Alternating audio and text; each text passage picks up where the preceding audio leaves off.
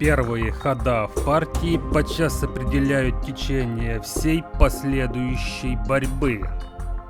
Несмотря на кажущуюся простоту дебютных принципов, то вы практически всегда столкнетесь с трудностями с первых же ходов, если столкнетесь с противником, который более подготовлен в дебюте. Даже если вам удастся решить те задачи, что поставил вам противник, то достигнуто это будет, скорее всего, за счет немало потраченного времени и сил с вашей стороны, в то время как противник и не начинал особо-то и думать. Все, что происходит на доске, для него заранее известно и понятно.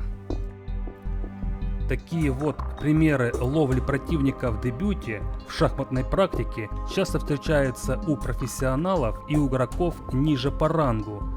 Вот поэтому дебютная теория очень важная и громоздкая наука, не побоюсь этого слова.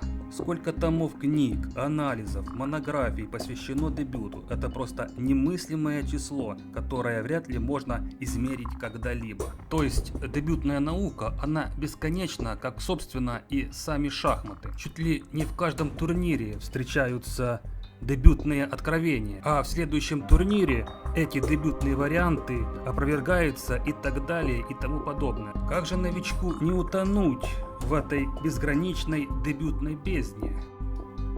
Для начала стоит ознакомиться с действительно незыблемыми дебютными устоями, которые уже веками остаются столбами дебютной теории, которые как бы есть воротами в мир шахмат.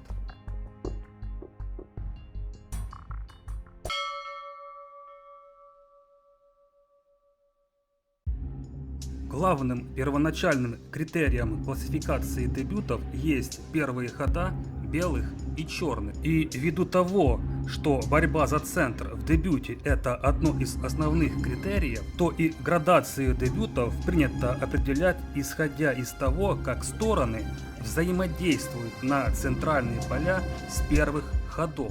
Выделяют 5 классов дебютов: открытый Е4, Е5, полуоткрытый Е4, любой ход черных, закрытый d4, d5, полузакрытые d4, любой кроме d5 ответ, пятая фланговые, любой кроме Е4 и d4. Название этих классов дебютов указывает на наиболее вероятный общий характер борьбы. Если разыгран какой-нибудь открытый вариант, значит, скорее всего, позиция возникнет открытая, и у фигур будет достаточно простора, что в свою очередь способствует прямому фигурному столкновению, насыщенному различной тактикой. Ибо пешки в центре будут разменены, либо частично разменены, что даст фигурам с обеих сторон достаточно простора для маневрирования и прострела позиций противника. Закрытый, соответственно, сулит то, что пешечная структура в центре будет замкнутой. Фигурам с обеих сторон не будет достаточно простора для создания острых тактических ударов. В связи с этим предстоит позиционная и маневренная вязкая борьба. Рассмотрим самые популярные начала по каждому классу.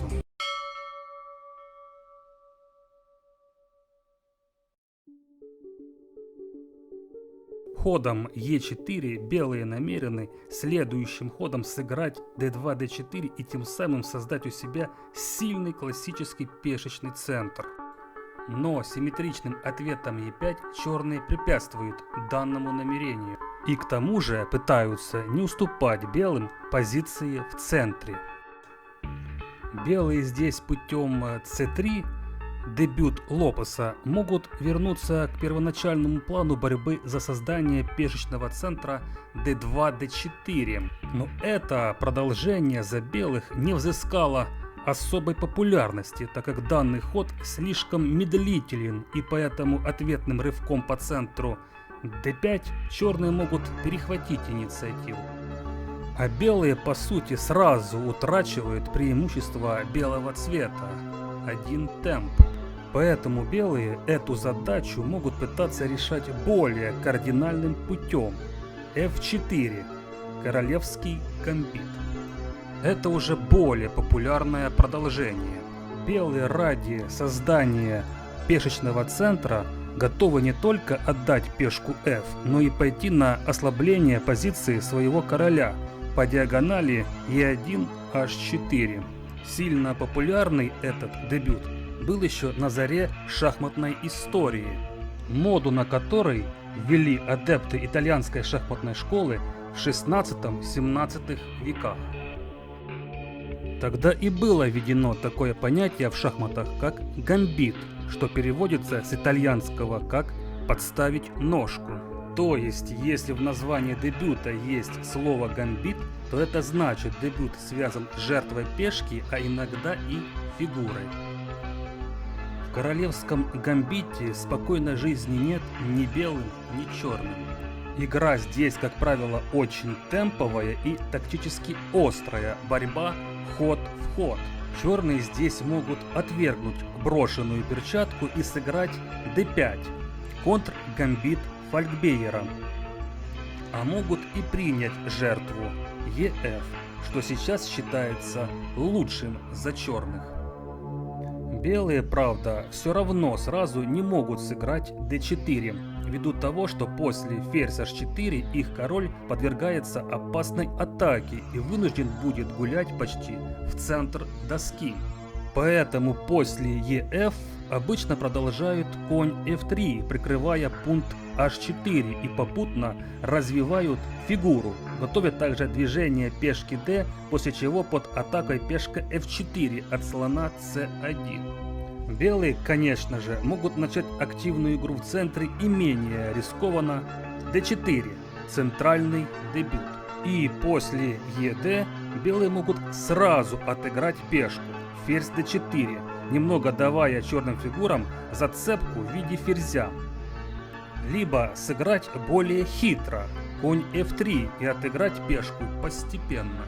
Или же затеять гамбитную игру путем c3, северный гамбит, ради скорейшего развития фигур и дальнейшей агрессивной игрой белых. То есть белые отдают две пешки ради двух темпов, двух введенных в борьбу фигур. По сути, у белых нет двух пешек, но есть три лишних темпа. Это достаточно весомо. Сильные игроки иногда применяют этот гамбит, особенно когда нужна победа во что бы то ни стало.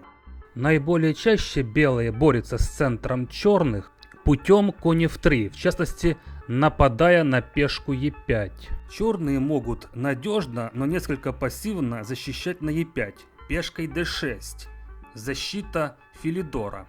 Фигурам черных здесь тесновато, но в целом позиции здесь обычно крепки за черных, белым их так просто не пробить.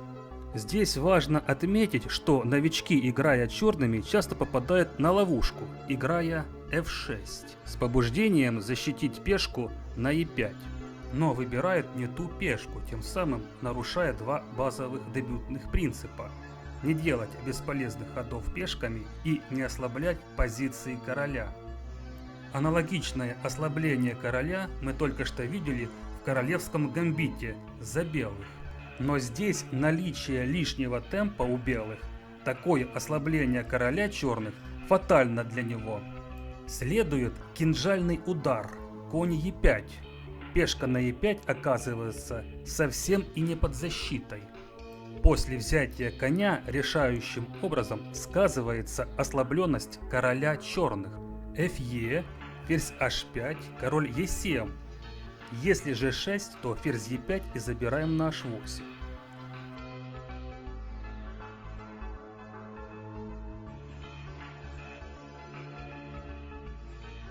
Ферзь e5, король f7, слон c4. Атака идет сама собой. d5, слон d5, король g6, h4. И единственный способ защититься от мата — это двигать пешку h. h6, но тогда белые используют перегруженность белопольного слона и бьют с другой стороны, слон b7. Слон не может держать одновременно и на b7, и на f5, поэтому ладья на a8 неизбежно гибнет. Поэтому вместо взятия коня черным лучше отыграть пешку путем ферзь Е7.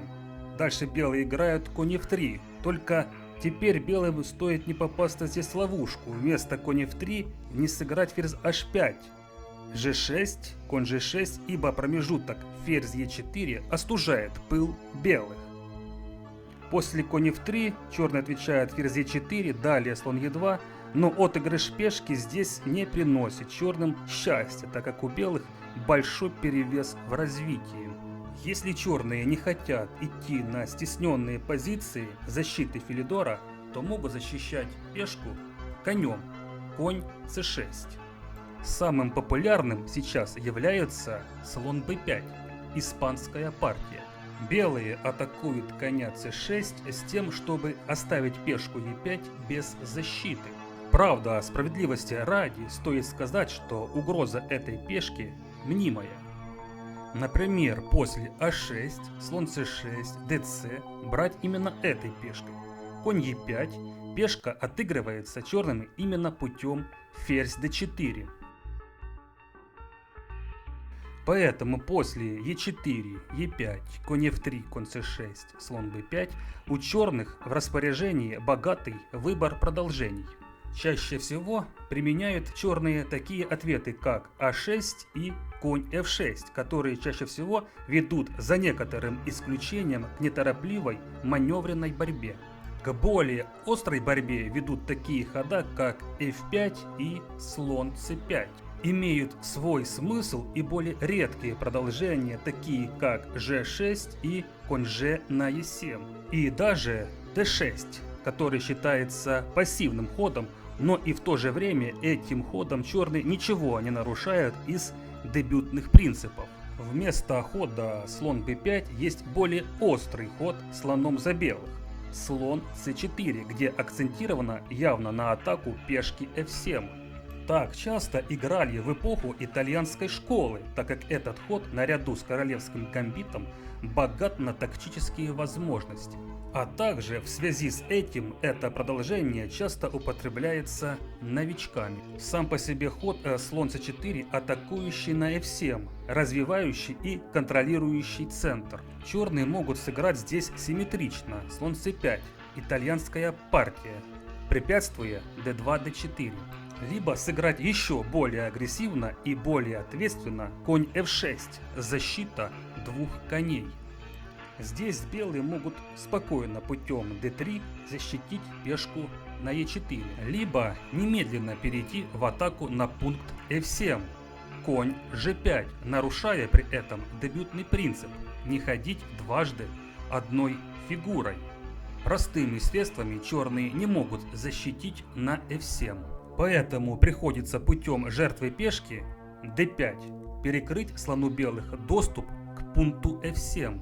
И после ед, конь e5, слон b5, c6, dc, bc черным надо еще отбить атаку белых, и после успешной защиты черные фигуры вправе рассчитывать на хорошую динамику за счет небольшого перевеса в развитии и достаточным пространством для нападений и создания проблем белым. Но кроме слон c4 у белых есть активная d4, после чего возникает форсированная игра, так как белые фактически принуждают черных к ед. Конь d4 считается худшим. Здесь возникает обоюдоострая игра за обе стороны. Анализы показывают, что белые не претендуют при правильной игре черных на сколь-нибудь дебютный перевес. Завладеть здесь инициативой могут обе стороны почти в равной степени. Альтернативой ходу d4 есть подготавливающая c3, дебют по циане. Подготавливаем d2, d4. Тут черные путем d5 или конь f6 получают равноправную игру, потому как таким путем используют медлительность белых. Но сюда белые идут, если хотят гарантированно получить острые сложные позиции. А вот у хода конь c3 репутация спокойного продолжения. Белые просто занимаются развитием фигур и не особо мешают в этом черным.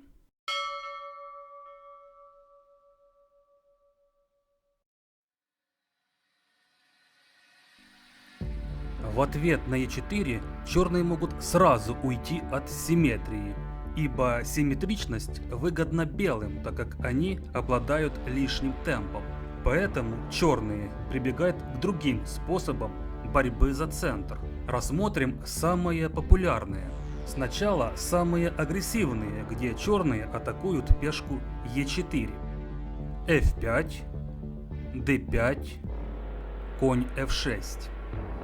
Потом C5, где черные препятствуют создать пешечный центр Е4, D4. А дальше чуть сдержанные продолжения Е6, С6, которые подготавливают D7, D5. А также пассивная, но крепкая D6, G6. Е4, F5, гамбит Дураса или швейцарский гамбит. Совершенно невыгодно для черных продолжение. Черные не только жертвуют пешку, но и достаточно сильно ослабляют позицию своего короля. Пешку белым лучше забрать. ЕФ. И здесь у черных три основных продолжения. Конь F6, король F7, G6. И практика, и анализы показывают, что черные не могут при всей своей азартной игре получить компенсацию за пешку. Играющий черными должен здесь действовать в духе данного гамбита, азартно и нагло, в попытке запугать и запутать в возникших осложнениях своего противника. Но статистика неумолимо опровергает творческий порыв черных, которые как бы пытаются сказать, что, мол, нам плевать на дебютные принципы и каноны. Ясно, что такой дебют черные, скорее всего, применяет по психологическим мотивам. Первое – это сбить белых с первого хода с дебютной подготовки. Ведь немногие шахматисты будут всерьез разбирать данный ответ за черных.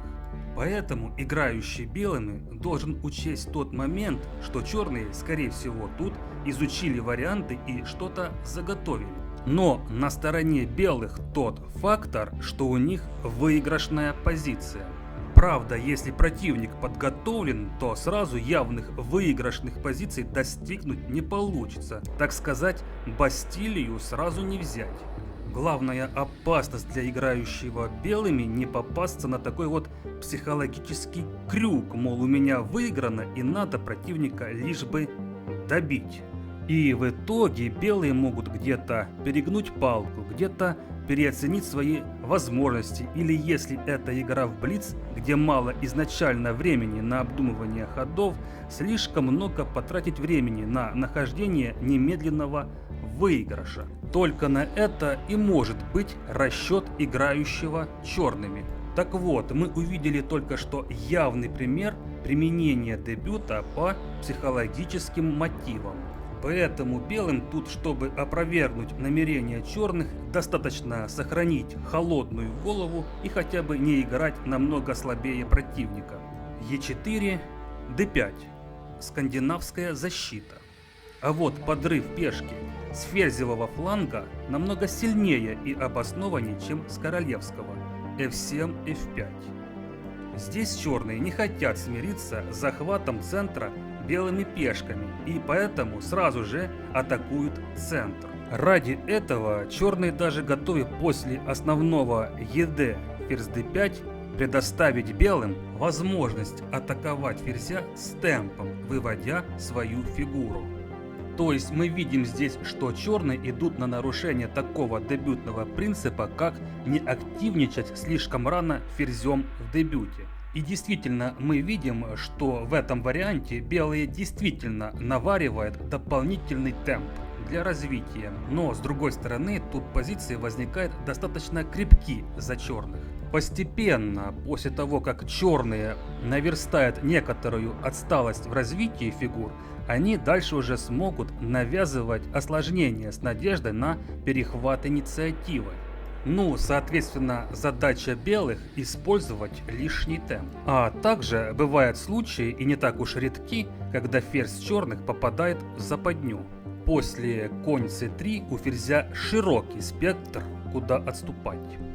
Самая классическая и, наверное, до сих пор самая популярная остается ферзь А5. В дальнейшем ферзь здесь помогает после слон F8, B4 связывать коня. Очень часто также черные определяют своего ферзя на D6 или вообще уходят обратно D8.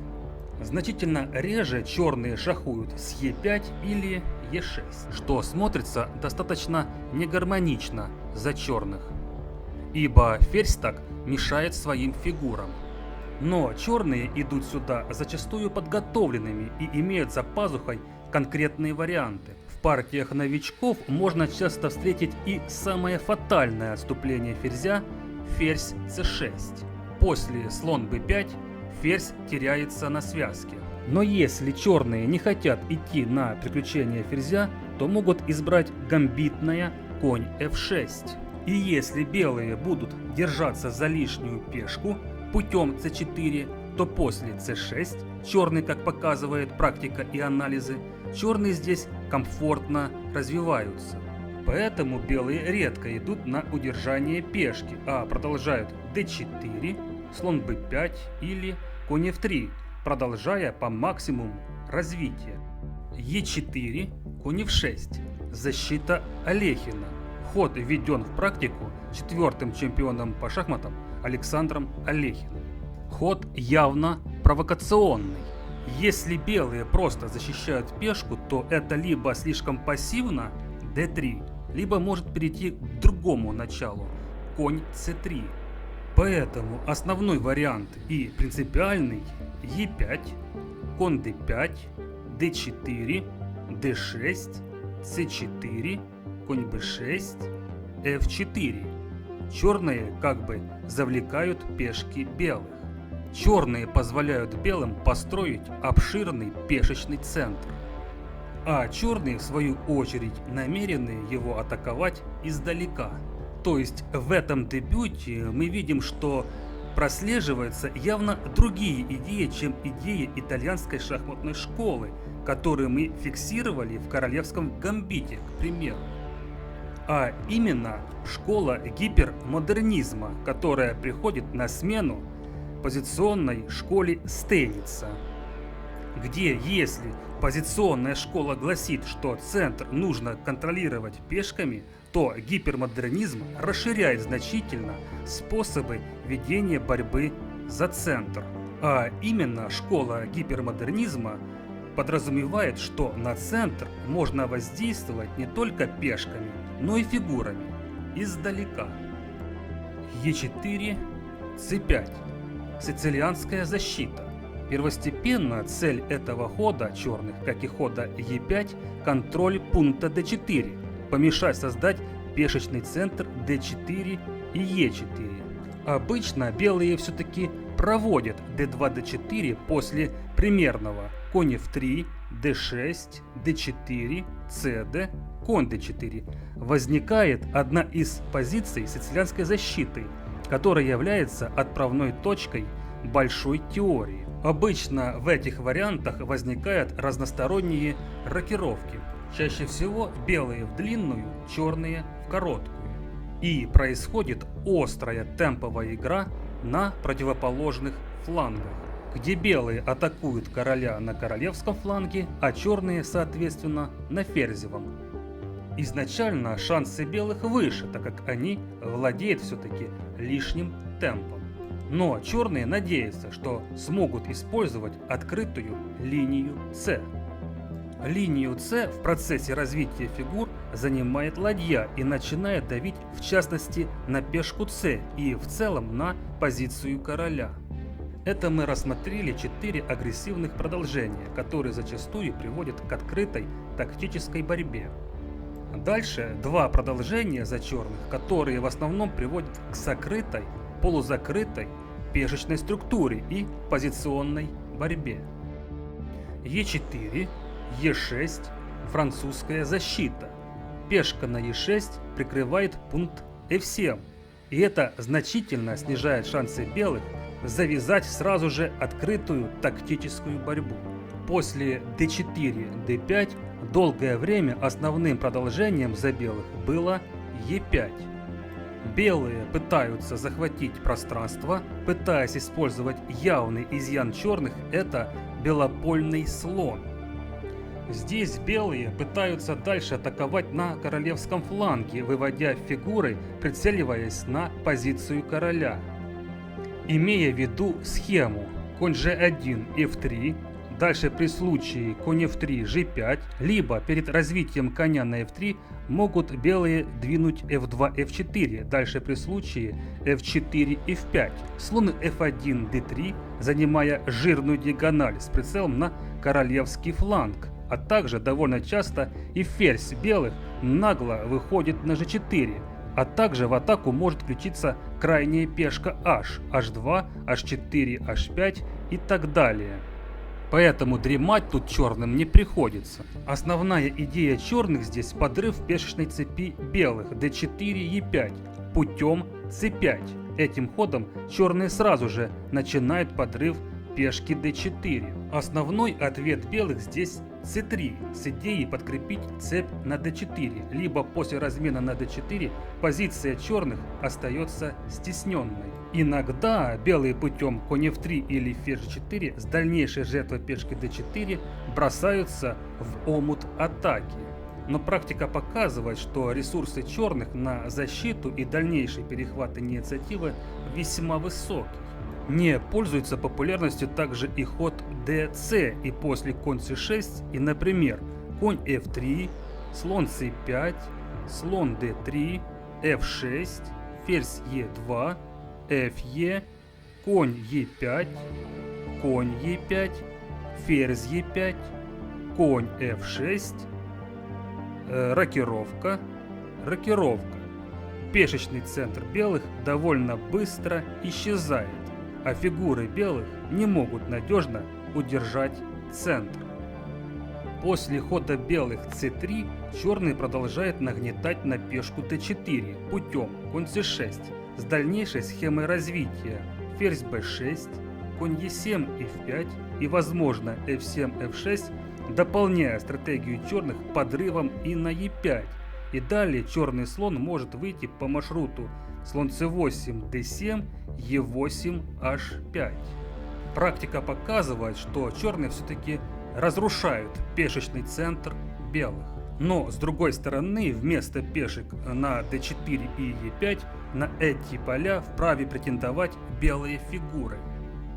В общем, продвижение e4 и e5, создающее закрытый статический пешечный центр, позволяет черным, да и впрочем и белым, строить достаточно длинные планы игры. Игра здесь вязкая и зачастую позиционная. Белые, конечно же, могут вместо e4 и e5 сыграть ed, получив этим самым выигрыш чистого темпа. Но с другой стороны, черный получает возможность спокойно развивать фигуры. Этот размен пешек на t5 имеет очень богатые ничейные тенденции, ибо пешечная структура симметрична, а фигуры черных при желании могут долгое время дублировать ходы белых. Ввиду всего вышеперечисленного, белые сейчас выбирают более гибкие продолжения. Конь c3 либо конь d2, где значительно шире шлейф теории и пешечная структура может принимать различные трансформации, и игра может пойти как по остро-тактическому пути, так и по позиционно-маневренному пути. e4, c6. Защита каракан. Здесь идеи созвучны во многом с французской защитой. Черные готовят d7, d5, но при этом слон на c8 получает по отношению к французской защите дополнительный простор. Но после основного d4, d5, e5 данный ход ведет к так называемой закрытой системе. У белых, конечно же, есть и другие возможности, кроме e5.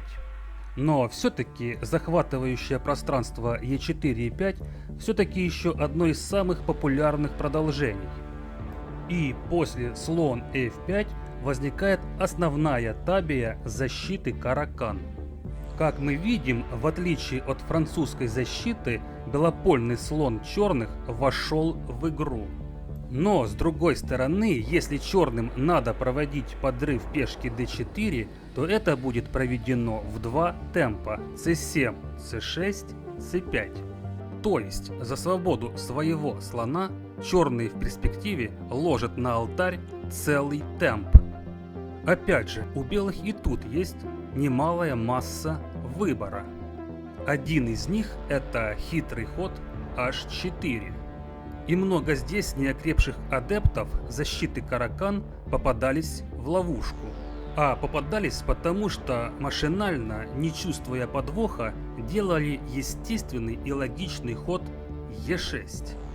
Этот ход при других продолжениях белых как раз и нужно делать, но здесь это приводит к катастрофе. Ибо после g4, слон e4, f3, слон g6, h5, оказывается, что слон пойман, как загнанный зверь. Кстати, на эту ловушку часто попадают не только новички и далеко не новички. Только потому, что игрок как бы в дебюте делает просто машинально на автомате ход. Чуть более бдительные или искушенные игроки могут увидеть подвох и сыграть вместо e6, h6, подготавливая таким образом форточку своему слону. Но тут у белых есть идея позиционной жертвы пешки. После g4, слон e4, f3, слон h7. Понятно, что на слон g6 будем гнать дальше, h5. e6. Главная идея в том, что после fe, слон d3 и дальше после размена слонов мы видим, что сдвоенные пешки e7, e6 вносят дисгармонию во взаимосвязях черных фигур, ибо позиция черных расколота как бы на два осколка, и при этом на королевском фланге черных трещит позиция по белым полям. Ферзь белых по маршруту ферзь d1, d3, g6 проникает на g6 и атакует короля. И в дополнение пункт e5 белые вправе вкусно занимать. К примеру, слон c1, f4, конь g1, h3, f2, d3, e5. И королю черных может оказаться будет очень трудно без потерь выжить. Самая сильная реакция на h4 это h5. И поставить в дебюте проблемы здесь с черным уже не так просто. e4, d6, защита пирца Уфимцева. И дальше черные планируют g7, g6, фианкетируя своего слона. Здесь мы уже видим другую дебютную философию черных. Они не стремятся захватывать центр пешками, а вместо этого они развивают фигуры и некоторое время не помышляют покидать первые три горизонтали. Белые здесь, как правило, получают пешечный центр и пространственный перевес. Но черных зачастую пробить очень трудно, так как слабостей в их лагере нет, хотя они и имеют стесненное положение. Но если белые зазеваются, то черные могут уличить момент и где-то начать пешечные диверсии, выходя за пределы своего лагеря. Но еще более бдительными должны быть черные, ибо одно или несколько неверных движений и им из западни уже не выбраться. e4, g6. Защита Робача или современная защита. Идеи схожи с защитой пирца Уфимцева. После d4, слон g7, конь f3, c5 проявляются основные идеи раннего фианкета.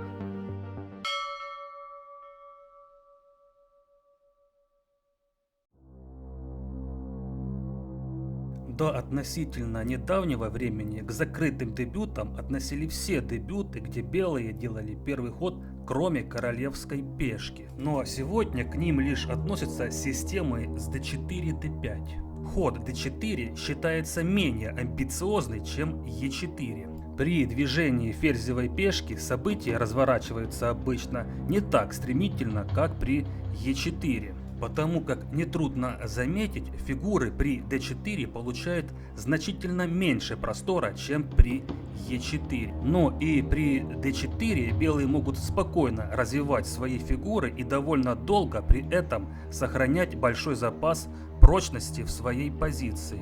Причем и черные, в свою очередь, развивают игру, но все-таки их позиция остается более стесненной долгое время. Поэтому нельзя сказать, что ход d4 это сдача белого цвета. Самый популярный ответ белых после d5 это c4. Белые атакуют центр черных с ферзевого фланга, при этом жертвуя пешкой. Ход c4 это большой раздел шахматной дебютной теории под названием ферзевый гамбит. После c4 эта ветка, а вернее сказать дерево теории, подразделяется на 3 основных направления. Менее популярно здесь принятие этой пешки dc, хотя это и не совсем жертва, ибо белые могут сразу отыграть пешку путем ферзь а4. Но и в этом нет особой необходимости, ибо белые в скором времени заберут эту пешку более удобным образом. Слон f1, c4. Как нетрудно догадаться, смысл этой жертвы отвлечь пешку d с центра, после чего белые путем e2, e4 захватывают пешками центр, при этом удобно выводя фигуры. Задача же черных здесь не сдерживание лишней пешки, а скорейшее развитие, пытаясь использовать время, пока белые будут забирать пешку на c4. После dc белые либо сразу рвут e4, после чего черные могут устроить рукопашную в центре путем e5. И, например, плохо de из-за ферзь d1, король d1, конь c6, и черные перехватывают инициативу. Основное здесь конь f3, слон b4, конь c3, ед или конь f6. В общем, видим, что игра приобретает форсированный оборот. Игра здесь может повернуться в неожиданную сторону для неподготовленного шахматиста.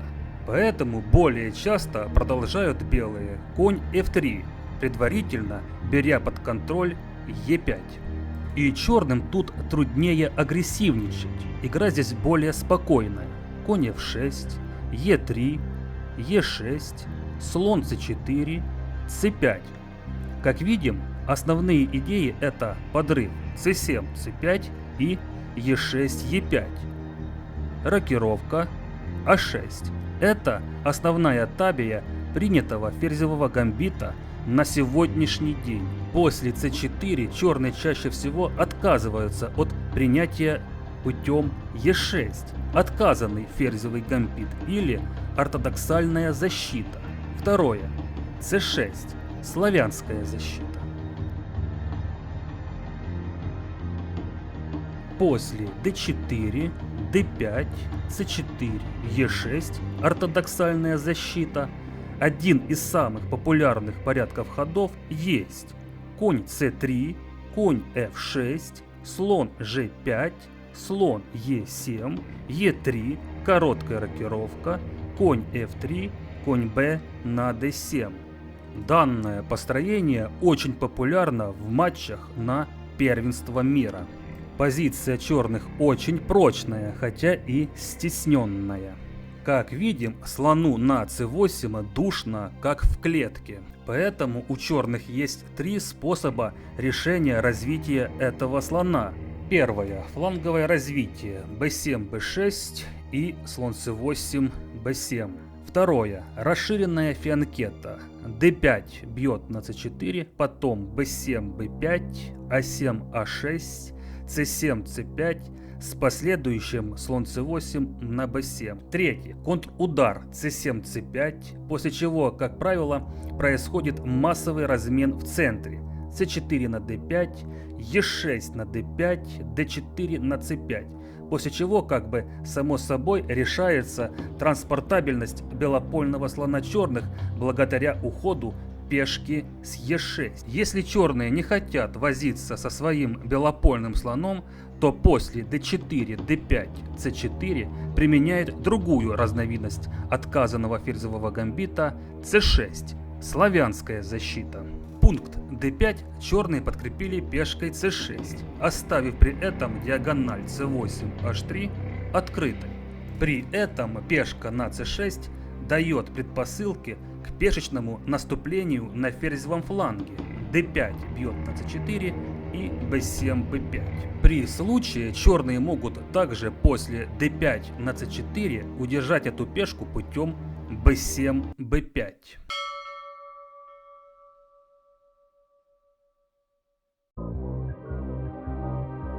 Следующее довольно-таки обширное подразделение шахматных начал есть полузакрытые начала.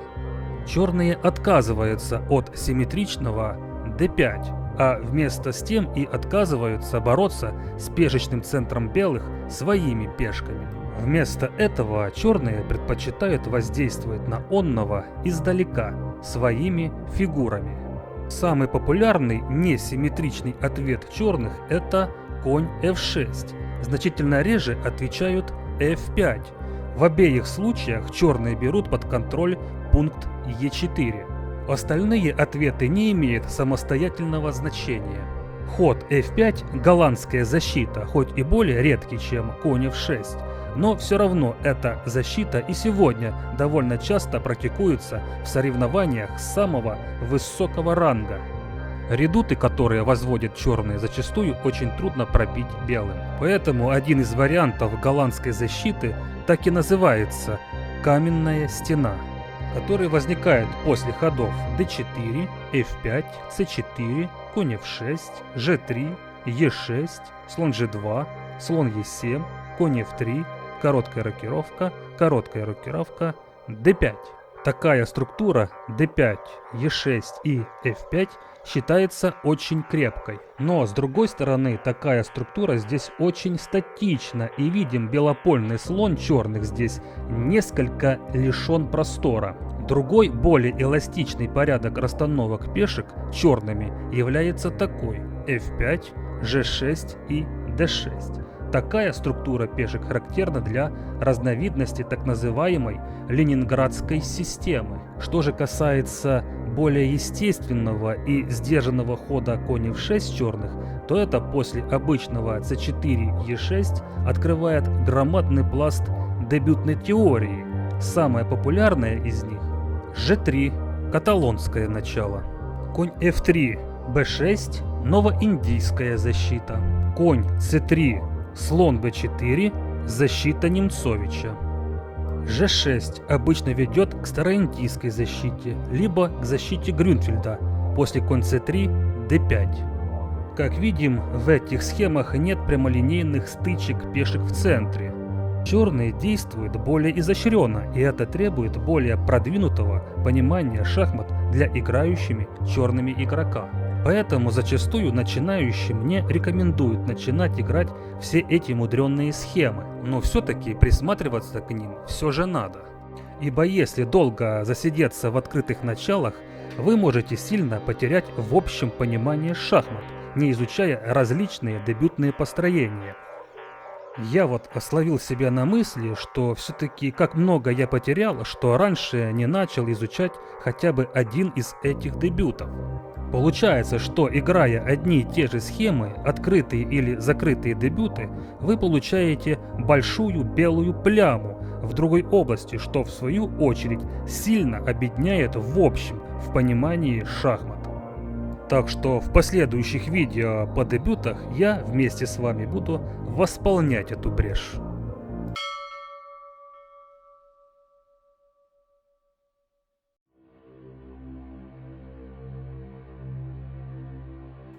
Фактически любой первый ход белых имеет свое название в дебюте. К примеру, и такие продолжения, как А4, А3 и даже движение коней на край доски на первом же ходу, конь А3, конь H3. Но все-таки подобные хода полностью лишены амбиций борьбы за центр и зачастую являются полностью сдачей белого цвета. Например, после А4, Е5 черные получают привилегии первого хода и сразу захватывают центр. А вот, если сдвинуться на вертикаль от краев доски в сторону центра, то в движении этих пешек уже больше смысла. Движение пешек Б и Ж в принципе полезно само по себе. Слоны ведь выходят на большие диагонали и так или иначе прошивают своими длинными хоботами центр издалека, воздействуя на него. Делать это белые могут спокойно. Б3 – дебют Немцовича Ларсена. Ж3 – староиндийское начало. И более агрессивно. Б4 – дебют Сокольского. Ж4 – атака Гроба. Как видим, в агрессивном случае пешки белых все-таки воздействуют на обширный центр. Но с другой стороны, на ферзевом и, соответственно, на королевском фланге создаются слабости. Сами по себе пешки b4 и g4 это зацепки для черных, да и в целом на данных флангах ощущается сквозняк. Черные обычно ответными ходами отвечают e5 и d5, соответственно нападая на эти пешки, и вокруг этого закручивается неспокойная игра. А вот ход c4 это вполне себе солидное начало и довольно популярное. Знаменует он собой английское начало. А вот по поводу хода f4, гамбит Фрома, такого не скажешь ввиду раннего ослабления короля. Но, как бы там ни было, белые должны быть готовы играть белыми, как черными. Например, после c4, e5 получается сицилианское построение с переменной цвета. e3, e5 французское. Единственное утешение белых это то, что у них в запасе лишний темп.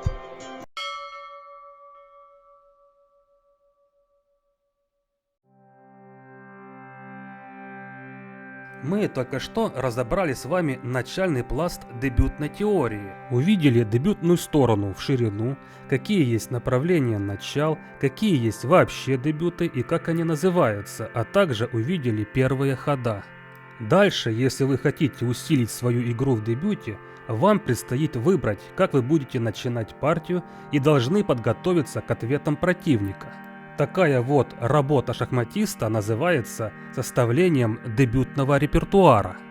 Ширина и глубина его как раз и определяет общую степень вашей дебютной подготовки.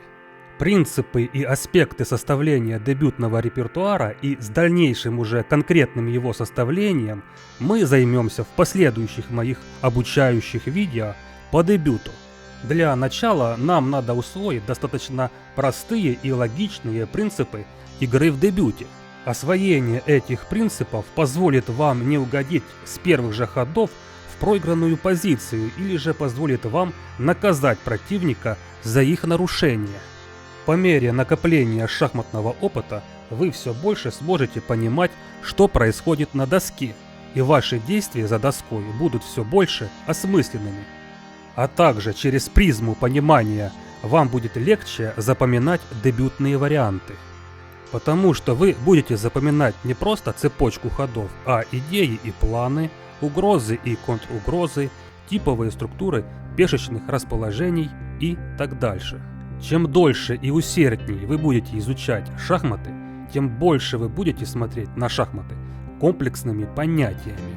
Ясно, что сильные и очень сильные шахматисты строят свою дебютную подготовку с прицелом на определенные позиции миттельшпиля, а иногда бывает, что и эндшпиля. И, как правило, выходят из дебюта уже с ясными для себя планами и идеями, а также знают и понимают дальнейшее направление игры.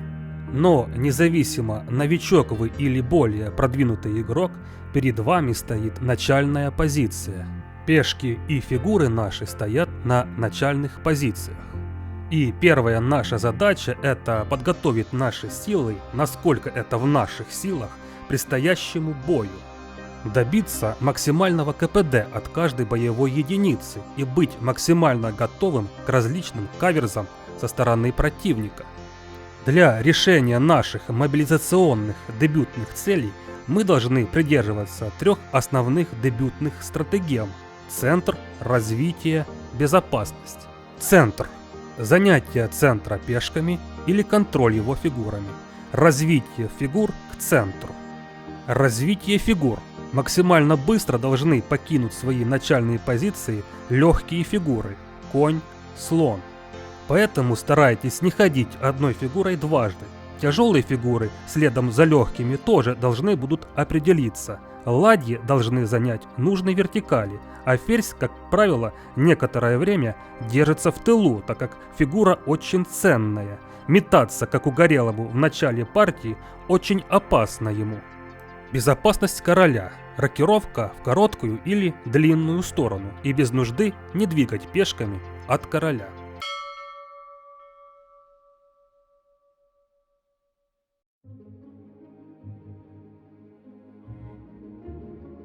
А сейчас для примера рассмотрим парочку партий из книги «По следам дебютных катастроф».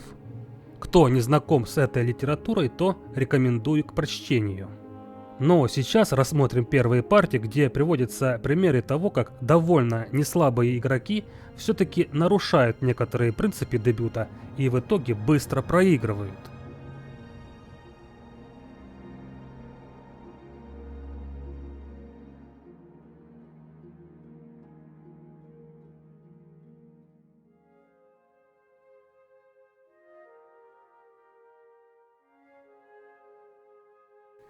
Возможно, игрок, играющий черными, хотел сбить с толку противника и поэтому выбирает такое вот провокационное продолжение, вместо того, чтобы пойти по принципиальному пути Е4 или ЕФ. Во всяком случае, черным не удалось запудрить голову белым. Игра их довольно простая. Используя уязвимое положение ферзя, они тем самым выигрывают для себя пару темпов.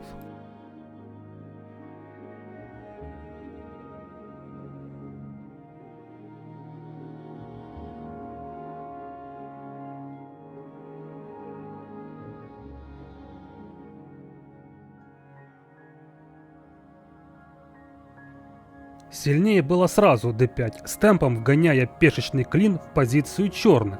Но и без этого постепенно позиция черных ухудшается, даже с учетом того, что белый, может быть, действует не самым жестким образом.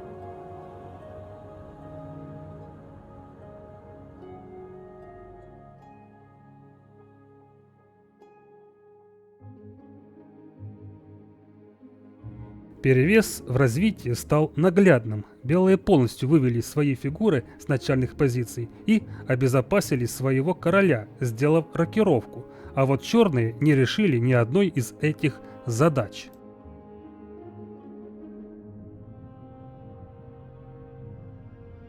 Теперь пришло время к решающему штурму. Действовать надо решительно в таких случаях, ибо перевес в развитии может испариться, если дать черным время. Как видим, белые постепенно наращивают давление. А тут еще и король черных задержался в центре. Пора его матовать.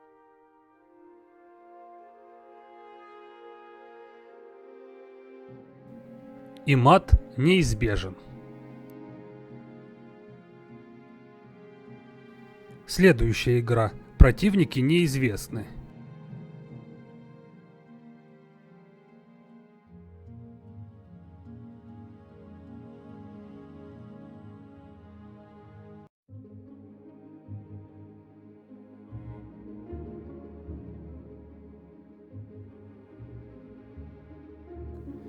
В этой партии белые насильно хотят получить перевес в развитии, жертвуют две пешки. Ради этого слоны теперь белых стреляют на короля. Черные нарушают один из дебютных принципов, что без нужды не стоит в дебюте сильно активничать ферзем. У черных конкретная идея, они защищают на g7 и нападают на g2, но лучше уж черные сыграли бы конь f6, и белым пришлось бы еще оправдывать жертву двух пешек. Белые игнорируют угрозу на g2 и в свою очередь используют ферзя для выигрыша темпа. Кажется, что белые зевнули этот удар, фигуры белых перегружены взаимозащитой. Но обманули все-таки белые. Снова видим колоссальное преимущество в развитии. Пора пожинать плоды. Ясно, что слона брать нельзя.